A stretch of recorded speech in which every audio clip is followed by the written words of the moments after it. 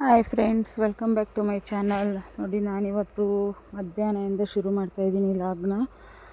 ನಾನು ಕೊಬ್ಬರಿನ ಉಳಿಸ್ಕೊಂಡಿದ್ವಲ್ಲ, ಕೊಬ್ಬರಿ ಹೋಳನ್ನ ಎಣ್ಣೆಗೆ ಮಿಲ್ ಮಾಡಿಸ್ಕೊಂಬರೋಣ, ಎಣ್ಣೆ ಹಾಕಿಸ್ಕೊಂಬರೋಣ ಅಂತ ತೊಗೊಂಡು ಹೋಗ್ತಾಯಿದ್ದೀನಿ. ಅದನ್ನು ಚೆನ್ನಾಗಿ ಸಣ್ಣ ಸಣ್ಣದಾಗಿ ಪೀಸಾಗಿ ಮುರಿದ್ಬಿಟ್ಟು ಚೆನ್ನಾಗಿ ಒಣಗಿಸ್ಬಿಟ್ಟು ಒಂದು ಚೀಲಕ್ಕೆ ಹಾಕ್ಕೊಂಡು ತೊಗೊಂಡು ಹೋಗ್ತಾಯಿದ್ದೀನಿ. ಆಮೇಲೆ 2 ಕ್ಯಾನು ಎತ್ಕೊಂಡು ಹೋಗ್ತಾಯಿದ್ದೀನಿ. ಒಂದು ಮನೇಲೆ ಗೋಲ್ಡ್ ವಿನ್ನರ್ 5 ಲೀಟರ್ ತಂದಿದ್ದು, ಇನ್ನೊಂದು ಚಿಕ್ಕ ಡಬ್ಬ ತಗೊಂಡು ಹೋಗ್ತಾಯಿದ್ದೀನಿ 2 ಲೀಟರ್ದು. ಎಣ್ಣೆ ಎಷ್ಟು ಬರುತ್ತೋ ಗೊತ್ತಿಲ್ಲ. ತಲೆಗೆ ಹಚ್ಚೋದಕ್ಕೆ ಅಂತ ಒಂದು ಸಪ್ರೇಟಾಗಿ ಹಾಕ್ಸ್ಕೊಂಡು, ಅಡುಗೆಗೆ ಅಂತ ಇನ್ನೊಂದು ಸಪ್ರೇಟಾಗಿ ಹಾಕ್ಸ್ಕೊಂಬರೋಣ ಅಂತ ತೊಗೊಂಡು ಹೋಗ್ತಾಯಿದ್ದೀನಿ. ನೋಡಿ, ಅದು ಎಷ್ಟಿದೆ ತೂಕ ಮಾಡಿಲ್ಲ. ಅಲ್ಲಿ ಹೋದ್ಮೇಲೆ ಗೊತ್ತಾಗುತ್ತೆ ಹೇಗೆಲ್ಲ ಎಣ್ಣೆ ಹಾಕ್ತಾರೆ, ಹೇಗಿರುತ್ತೆ ಅಂತ ನಾನು ನಿಮಗೆ ತೋರಿಸ್ಕೊಡ್ತೀನಿ. ಈ ವಿಡಿಯೋ ಏನಾದರೂ ನಿಮ್ಗೆ ಇಷ್ಟ ಆಯಿತು ಅಂದರೆ ಪ್ಲೀಸ್ ಲೈಕ್ ಮಾಡಿ, ಶೇರ್ ಮಾಡಿ, ಕಮೆಂಟ್ ಮಾಡಿ, ನಿಮ್ಮ ಫ್ರೆಂಡ್ಸ್ ಆ್ಯಂಡ್ ಫ್ಯಾಮಿಲಿಗೆ ಶೇರ್ ಮಾಡಿ, ಸಬ್ಸ್ಕ್ರೈಬ್ ಮಾಡಿಕೊಂಡು ನನ್ನ ಚಾನಲ್ನ ನೋಡಿ. ಎಣ್ಣೆ ಅಂಗಡಿಗಂತೂ ಬಂದ್ವಿ. ಎಷ್ಟೆಷ್ಟು ವೆರೈಟಿ ಎಣ್ಣೆಗಳನ್ನ ನೋಡಿ, ಅವರೇ ಈ ಥರ ಎಣ್ಣೆನ ತೆಗೆದುಬಿಟ್ಟು ಮಾರ್ತಾರೆ. ನಾವು ಹೋದಾಗ ಬೇರೆಯವ್ರದ್ದು, ಅವರು ಅಂಗಡಿಯವ್ರದ್ದೇ ಹಾಕಿದ್ರು. ವೆಯ್ಟ್ ಮಾಡಿ ಅಂತಂದರು. ಒಂದು ಅರ್ಧ ಮುಕ್ಕಾಲು ಗಂಟೆ ಫುಲ್ಲು ಅಲ್ಲೇ ಕುತ್ಕೊಂಡು ವೆಯ್ಟ್ ಮಾಡಿದ್ವಿ. ಅಲ್ಲೇ ಆಲ್ಮೋಸ್ಟ್ ಅರ್ಧ ಆಗಿತ್ತು. ಆಮೇಲೆ ನಮ್ಮದು ತೂಕ ಮಾಡಿದ್ರು ಎಷ್ಟಿದೆ ಅಂತ. 7 kg 900 ಗ್ರಾಮ್, 8 kg 900 ಗ್ರಾಮ್ ಏನೋ, 7 kg 900 ಗ್ರಾಮ್ ಇತ್ತು. ಆಮೇಲೆ ತೂಕ ಮಾಡಿ ಇಟ್ಬಿಟ್ಟು ಅದೆಲ್ಲ ಆದಮೇಲೆ ನಮ್ಮದನ್ನು ಸುರಿದ್ಮೇಲೆ ನಾನು ಇನ್ನೇನು ಅಂತಂದು ಅಲ್ಲೇ ಕುತ್ಕೊಂಡೆ ಸ್ವಲ್ಪ ಹೊತ್ತು ವೀಡಿಯೋ ಮಾಡ್ಕೊಳ್ಳೋಣ ಅಂತ. ನೋಡಿ, ನಾವು ಹಿಂಗೆ ಚಿಕ್ಕ ಚಿಕ್ಕದಾಗಿ ಪೀಸ್ ಮಾಡ್ಕೊಂಬಿಟ್ಟು ಒಣಗಿಸ್ಬಿಟ್ಟು, ತೀರಾ ಜಾಸ್ತಿನೂ ಒಣಗಿಸ್ಬಾರ್ದು, ತೀರಾ ಹಸಿನೂ ಇರಬಾರ್ದು, ಎಣ್ಣೆ ಹದವಾಗಿ ಬರೋದಿಲ್ಲ ಅಂತ ಹೇಳ್ತಿದ್ರು. ನೋಡಿ, ಈ ಥರ ಪೀಸ್ ಮಾಡಿದ್ದೆ, ಸುರಿದಿದ್ದೀವಿ. ಇದನ್ನು ಎಷ್ಟು ನುಣ್ಣಗೆ ಅಂದರೆ ಒಳ್ಳೆ ಫುಲ್ಲು ಫೈನ್ ಪೇಸ್ಟ್ ಥರ ರುಬ್ಬುತ್ತೆ ಇದು ಮಿಷಿನು. ಒಳ್ಳೆ ಒನಕೆ ಥರ ಇದೆ ಅಷ್ಟೇ. ನಾನು ಎಲ್ಲ ವೀಡಿಯೋ ಮಾಡ್ಕೊತಾ ಇದ್ದೆ. ಎಣ್ಣೆ ನೋಡಿ ಎಷ್ಟು ಚೆನ್ನಾಗಿ ಬರ್ತಾಯಿದೆ. ಅದು ಬಂದಿದ್ದನ್ನ ಕೆಳಗಡೆ ಒಂದು ಬಕೆಟ್ ಇಟ್ಬಿಟ್ಟು ಫಿಲ್ಟ್ರ್ ಮಾಡೋದು. ಇದು ಫಸ್ಟ್ ಹಾಕಿದ್ರಲ್ಲ ಅದ್ರದ್ದು ಲದ್ದಿ ಅಂತಾರಲ್ಲ, ಇದನ್ನು ಎಮ್ಮೆಗೆ, ದನ ಕರುಗಳಿಗೆ ಹಿಂಡಿ ಥರ ಉಪಯೋಗಿಸಿದ್ರೆ ತುಂಬ ಚೆನ್ನಾಗಿ ಹಾಲು ಕೊಡುತ್ತೆ ಅಂತ ಹೇಳ್ತಾರೆ.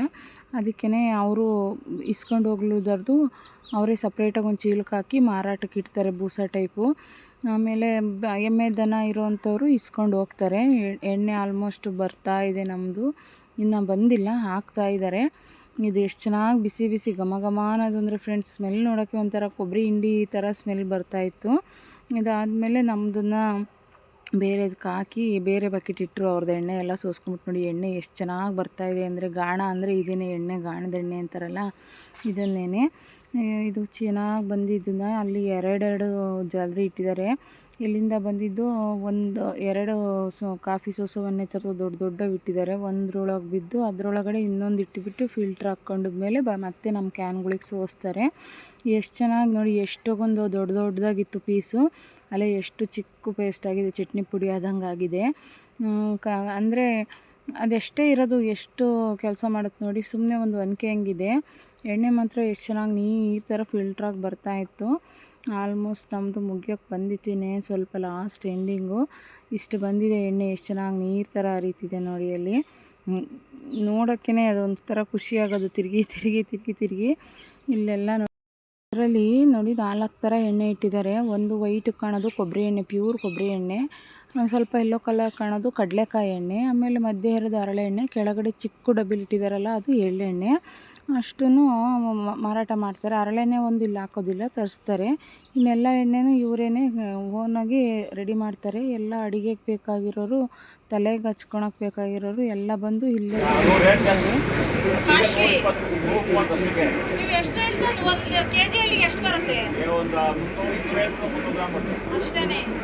ಎಳ್ಳು ಕಾಸ್ಟ್ಲಿ,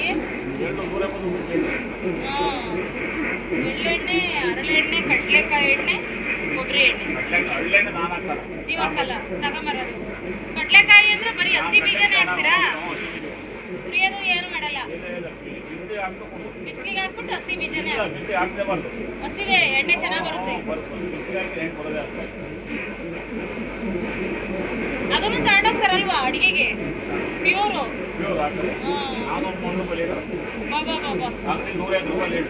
ಅಲ್ವಾ, ಗೋಲ್ಡ್ ವಿನ್ನರು. ಹೌದಾ? ಅದೇ ಯಾವ್ಯಾವ ಮಿಕ್ಸ್ ಮಾಡಿರ್ತಾರೆ.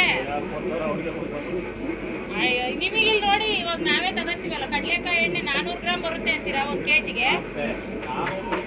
ಹಾಂ, ಅಂಥದ್ರಲ್ಲಿ ಗೋಲ್ಡ್ ವಿನ್ನರು ಅದೆಲ್ಲ 160 ಹಂಗೆ ಕೊಡ್ತಾರೆ. ಅದ್ರ ಬರೀ ಕಡಲೆಕಾಯಿ ಹಾಕಿರ್ತಾರ. ಯಾವ್ಯಾವ್ದು ಮಿಕ್ಸ್ ಮಾಡ್ತಾರೋ ಗೊತ್ತಿಲ್ಲ.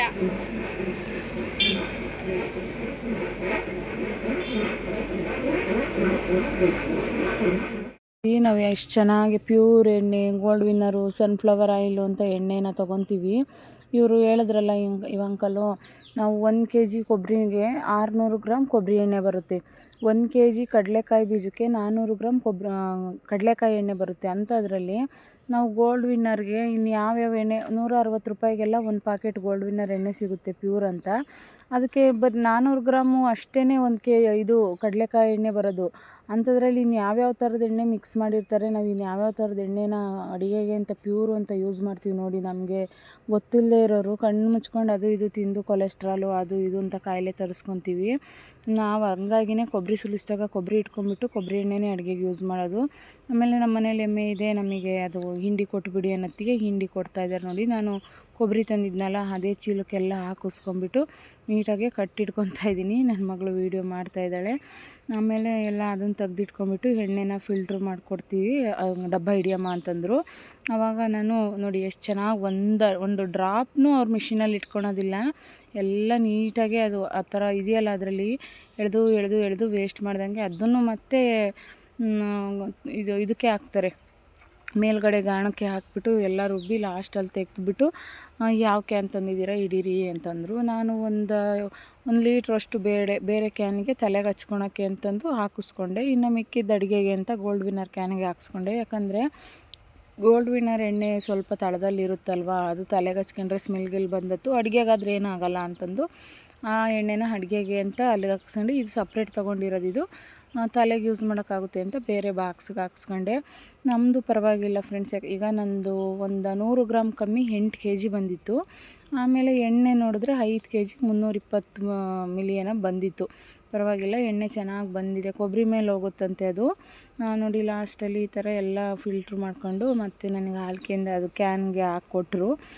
ಎಣ್ಣೆ ಮಾತ್ರ ಎಷ್ಟು ಚೆನ್ನಾಗಿ ಒಳ್ಳೆ ನೀರು ಬಸ್ದಂಗೆ ಬಸ್ತಿತ್ತು ಫ್ರೆಂಡ್ಸ್. ಎಷ್ಟು ಚೆನ್ನಾಗಿದೆ ನೋಡಿ, ಪ್ಯೂರು ಕೊಬ್ಬರಿ ಎಣ್ಣೆ. ಇದಕ್ಕೆ ನಾನು ಏನು ಮಿಕ್ಸ್ ಮಾಡಿಸಿಲ್ಲ, ಬರೀ ಕೊಬ್ಬರಿ ಮಾತ್ರ. ಆಮೇಲೆ ಕಡಲೆಕಾಯಿ ಹಾಕ್ತಾರೆ, ಆಮೇಲೆ ಸೂರ್ಯಕಾಂತಿ ಬೀಜ ಹಾಕೋರು ಹಾಕ್ತಾರೆ. ಅವ್ರಿಗೆ ಬೇಕಾದಂಥದ್ದನ್ನು ಸೀಡ್ಸ್ನ ತಂದುಬಿಟ್ಟು ಹಾಕ್ಕೊಂಬಿಟ್ಟು ಪಂಪ್ಕಿನ್ ಸೀಡ್ಸು ಎಲ್ಲ ತಂದು ಮಿಲ್ಗೆ ಹಾಕ್ಸ್ಕೊಂಡು ಹೋಗ್ತಾರೆ ಕೊಬ್ಬರಿ ಜೊತೆಗೆ. ನಾವೇನು ಹಾಕ್ಸಲ್ಲ, ಬರೀ ಕೊಬ್ಬರಿ ಮಾತ್ರ ಹಾಕಿಸ್ತೀವಿ. ಇದು ಖಾಲಿ ಹಾಕೋವರೆಗೂ ಯೂಸ್ ಮಾಡ್ತೀವಿ. ಆಮೇಲೆ ಇನ್ನೊಂದು ಸಲ ಕೊಬ್ಬರಿ ಬಂದಾಗ ಇನ್ನೊಂದು ಸಲ ಹಾಕಿಸ್ತೀವಿ. ಹಂಗೇ ಮಧ್ಯೆ ಬಂದಿಲ್ಲ ಅಂದರೆ ಮಾಮೂಲಿ ಅಂಗಡೀಲಿ ತೊಗೊಂಬರ್ತೀವಿ. ಈಗ 5 ಲೀಟ್ರು ಜಾಸ್ತಿ 6 ಲೀಟ್ರು ಬಂದಿರುತ್ತೆ. ನಾನು ಬೇರೆ ಮತ್ತು ಇದಕ್ಕೊಂದಿಷ್ಟು ಇಟ್ಸ್ಕೊಂಡೆಲ್ಲ ನೋಡಿ. ಇವಾಗ ತೂಕ ಮಾಡ್ತಾರೆ, ಎಷ್ಟಾಯಿತು ಅಂಕಲ್ ಅಂತ ಕೇಳಿದೆ ದುಡ್ಡು. ಇಷ್ಟು ಹಾಕ್ಸಿದ್ಕೆ ನನಗೆ 150 ರೂಪಾಯಿ ತೊಗೊಂಡ್ರು. ಯಾಕಂದರೆ ಹಿಂಡಿನ ನಾನು ವಾಪಸ್ ಇಸ್ಕೊತೀನಲ್ಲ, ಹಿಂಡಿ ಅವ್ರಿಗೆ ಕೊಟ್ಟಿದ್ರೆ 100 ರೂಪಾಯಿ ತೊಗೊಂಡವ್ರು ಅಷ್ಟೇ. ನಮ್ಮ ಮನೇಲಿ ಎಮ್ಮೆ ಇದೆ, ನನಗೆ ಬೇಕು ಅನ್ನೋದಕ್ಕೆ 150 ರೂಪಾಯಿ 15 ರೂಪಾಯಿ 1 kg ಥರ ಇಸ್ಕೊಂಡ್ರು ನೋಡಿ. ಅದು 5 kg 320 ಗ್ರಾಮ್ ಬಂತು. ಇಷ್ಟು ಎಣ್ಣೆ ಬಂದಿದೆ ನಮ್ಮದು. ಆಮೇಲೆ ತಲೆಗೆ ಬೇರೆ ಸಪ್ರೇಟು, ಊಟಕ್ಕೆ ಬೇರೆ. ಏನಿಲ್ಲ ಅಂದರೆ 1-2 ತಿಂಗಳು ಯೂಸ್ ಮಾಡ್ತೀವಿ ನಾವು ಇದನ್ನು. ಎಣ್ಣೆ ಅಂತೂ ಹಾಕಿಸ್ಕೊಂಡು ಬಂದ್ವಿ. ಮತ್ತು ಮನೆಗೆ ಬಂದಮೇಲೆ ಲಾಗ್ನ ಕಂಟಿನ್ಯೂ ಮಾಡೋಣ ಅಂತಂದು ಆಟೋದಲ್ಲಿ ಹೋಗ್ತಾ ಇದ್ದೀವಿ ನೋಡಿ. ಎಲ್ಲ ಇಟ್ಕೊಂಡ್ಬಿಟ್ಟು ಅವ್ರಿಗೆ ದುಡ್ಡು ಕೊಟ್ಬಿಟ್ಟು ಆಟೋದಲ್ಲಿ ಹೋಗ್ತಾಯಿದ್ದೀವಿ ಫ್ರೆಂಡ್ಸ್. ಆಟೋದವರು ಅಷ್ಟು ಕೊಡಿ ಇಷ್ಟು ಕೊಡಿ ಅಂತಿದ್ರು. ನಾವು ಗೊತ್ತಲ್ಲ ಕಂಜೂಸು, ಬರುವಾಗ 30 ರೂಪೀಸ್ ಕೊಟ್ಟಿದ್ದೀವಿ, ಇವಾಗ ಯಾಕೆ 40 ಕೇಳ್ತಿದ್ದೀರಾ ಅಂತಂದು ವಾದಿ ಆಡ್ಕೊಂಡು ಹೋಗ್ತಿದ್ವಿ. ನಮ್ಮ ಜಮೀನಿನ ಕೆಲಸಕ್ಕೆ ಇಷ್ಟು ತಾಂತಾರೆ ಹಿಂಗೆ ಅಂತ ರೇಗಿಸ್ತಾ ಇದ್ರು.